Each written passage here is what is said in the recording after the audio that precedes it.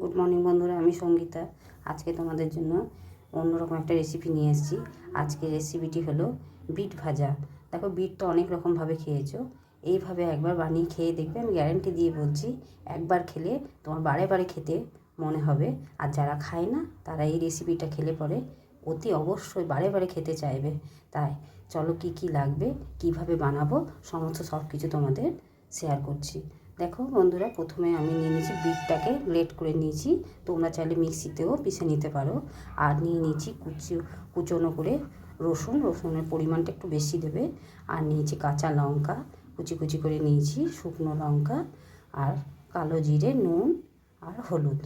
এবার দেখো, কড়াইয়ের মধ্যে তেল গরম হতে দিয়ে দিয়েছি।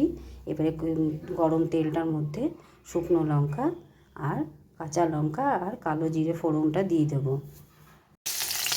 দেখো বন্ধুরা, শুকনো লঙ্কা, কালো জিরে আর কাঁচা লঙ্কা ফোড়নটা দিয়ে দিয়েছি। এবারে হালকা ভেজে নেব।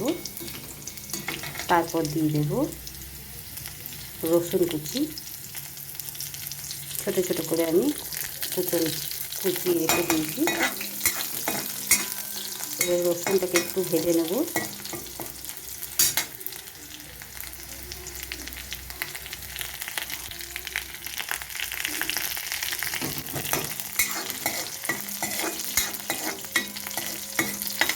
এভাবে কিছুক্ষণ রসুনটা ভেজে নিই।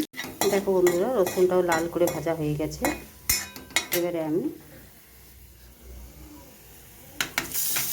হলুদ, নুন আর গ্রেট করে রাখা বিটটা দিয়ে দিলাম। এবারে বিটটাকে হালকা আছে অনবরত নেড়ে নেড়ে ভেজে নেব।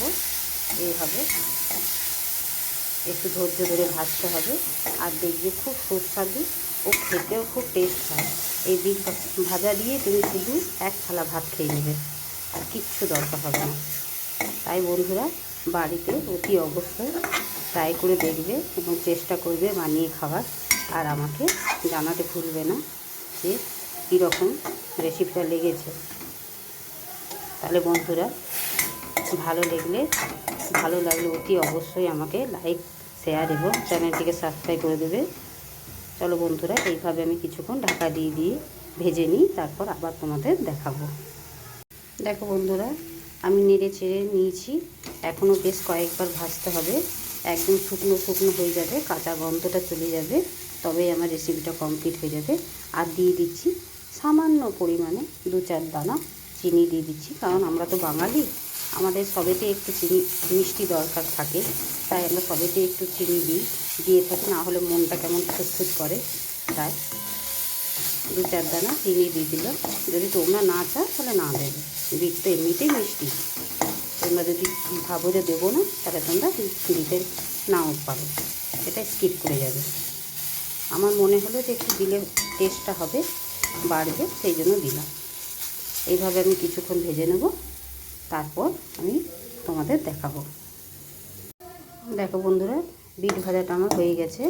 এবারে তোমাদের ঢেলে পরে দেখাবো বাটিতে। দেখো বন্ধুরা, বিট ভাজা রেসিপিটা আমার তৈরি হয়ে গেছে। ভিডিওটা যদি ভালো লেগে থাকে, ভিডিওটাকে লাইক, শেয়ার এবং চ্যানেলটিকে সাবস্ক্রাইব করতে ভুলবে না। এবং অতি অবশ্যই বাড়িতে বানিয়ে খেয়ে তোমরা কমেন্ট বক্সে আমাকে জানাতে ভুলবে না।